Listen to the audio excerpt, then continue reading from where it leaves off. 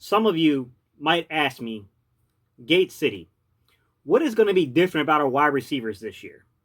Why are you so confident? I got two words for you that bring the confidence to me. Aaron Moorehead. All right, y'all. Let's get it.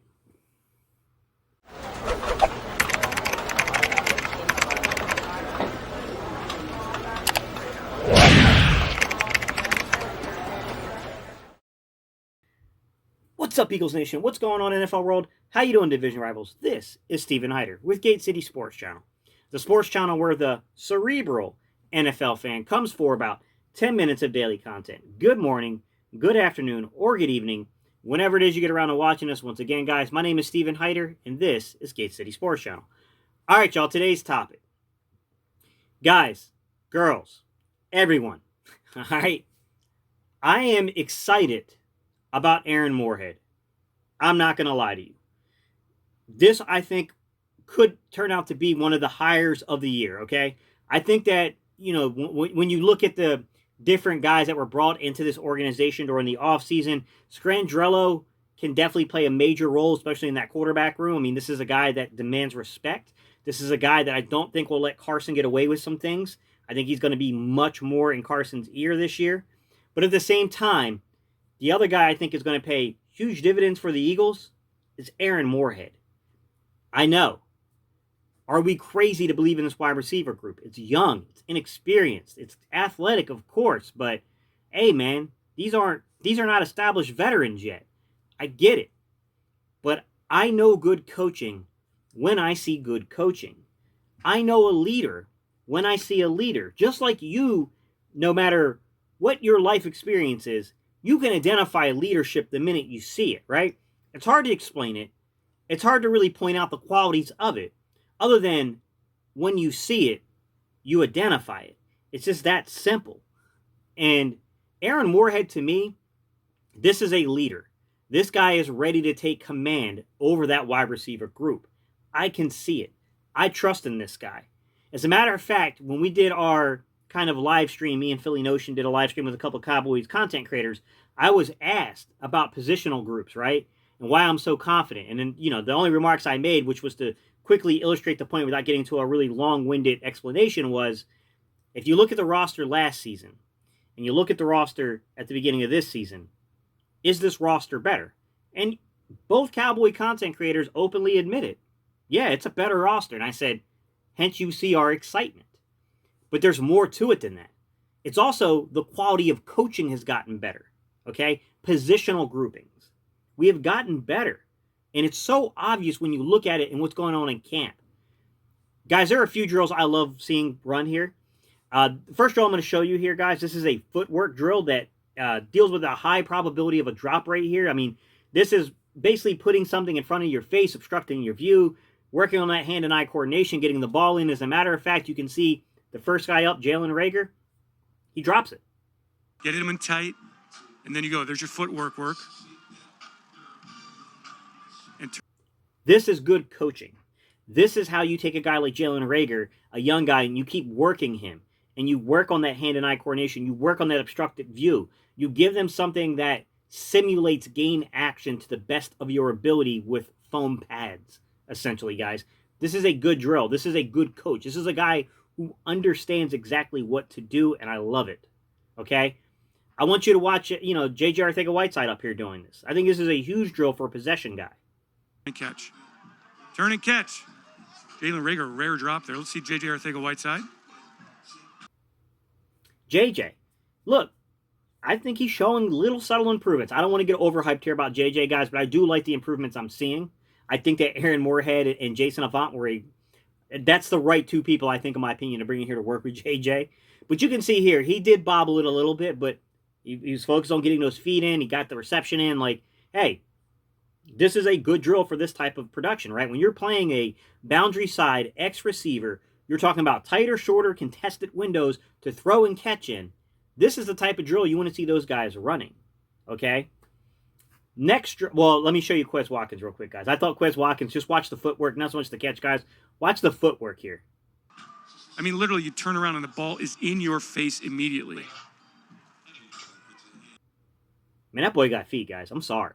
That kid's got feet, man. He's fast. I'm excited to see Quez Watkins, man. I think he's not going to be one of these guys I think that catches 60, 70 balls this year, but I think he's going to be definitely that guy that sneaks up on a few teams and burns them deep for a touchdown. Like, I think he's going to catch a few people by surprise just because of how explosive his athleticism actually is.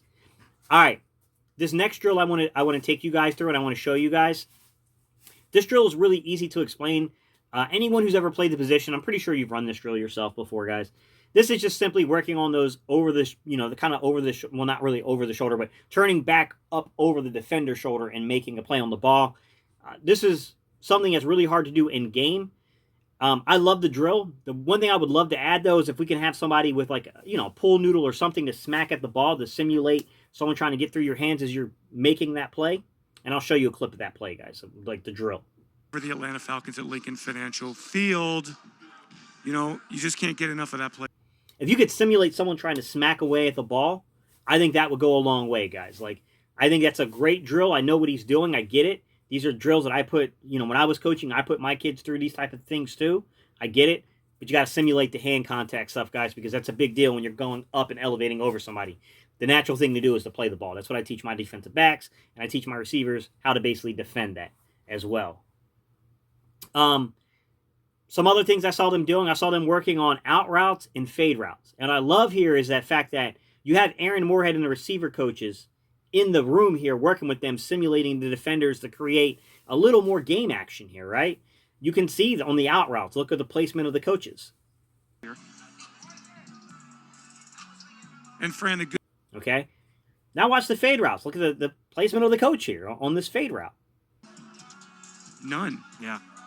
So this is This is good coaching, guys. This is why I believe in this guy. I can identify someone who I respect as a coach, being someone who has coached the position group myself before, okay? I get it. I know when I'm seeing a guy who gets it, he understands it, okay? This was the problem I had last year with Carson Walsh.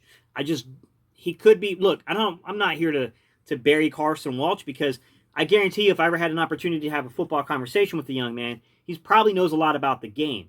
But I did have my doubts that this kid ever really had extensive experience coaching receivers or playing the position. He just didn't strike me as a guy that had command of getting the individual performance out of players. He might be a great X's and O analytics guy. And some guys, they can serve different roles. Look at Andrew Briner. That's what Briner's doing. He's analyzing league trends for the Eagles. So I love what I'm seeing going on here, guys, from this coaching position. I love what I'm seeing coming out of the production from the young guys. And if you're going to ask me what makes me excited about this season, to me it's simple. Adequate coaching, playmakers, and better team speed overall. I think we're going to open things up. I think we're going to be highly productive this year. And I know this is a difficult year to judge, guys, because we don't know who might even be healthy one game to the next, given the current state of the world right now. I get it. This is going to be a highly weird season to play. I get it. Still excited. I'm still really excited to see all this stuff kind of come together, guys. I love seeing these practice drills. I love seeing these guys work out. I would love to see game action and game reps. We're not going to get that. So these are the closest things I can show you to simulated game action outside of 11-on-11s, 9-on-7s, and 7-on-7 drills. Okay?